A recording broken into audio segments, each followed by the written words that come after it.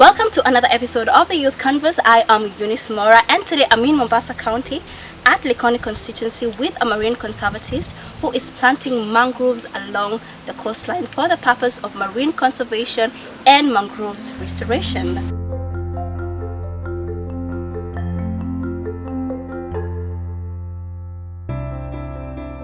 I'm Maulid Mshamahe, the founder and director Kishoka Youth Organization. We are doing restoration of mangroves in Mombasa, especially in Likoni sub-county. Why are we doing restoration? We are doing restoration because there is the development bit of the government.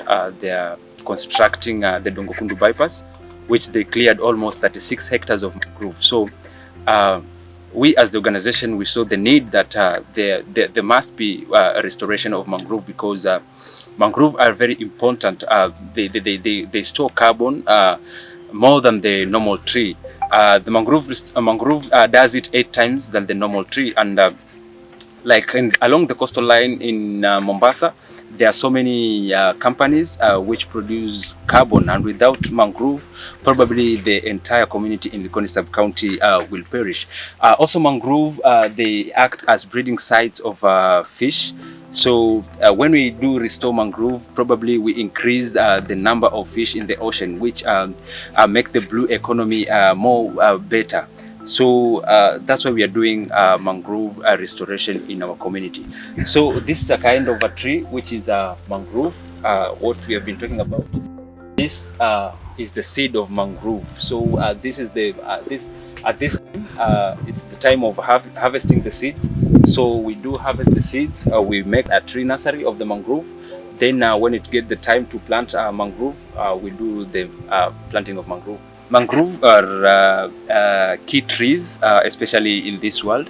The social impact about mangrove trees is that when planting mangroves, we have to bring people together so that they understand the benefits of mangrove and what mangroves can do for the entire society or for the entire world. So the social aspect of it is that when we are planting mangrove, we interact with the government, with the community, with the indigenous people along the ocean.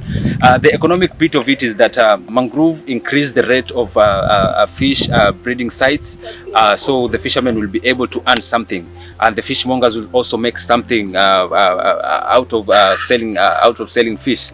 Also, in mangrove, we can also do beekeeping, safeguard the mangrove trees, and also the youth can also earn by selling the honey. This is my team members of Kishoka Youth Organization. And generally, we say that Kishoka Youth Organization is conscious on environmental issues and justice. So the youths in Kishoka Youth Organization, they're very conscious about the environmental. They want to do good to the environment and also to the world. Like planting mangrove, it's giving the world a hug because we are reducing the carbon. When they plant trees, they also increase the economy of the local fishermen and the fishmongers in our community.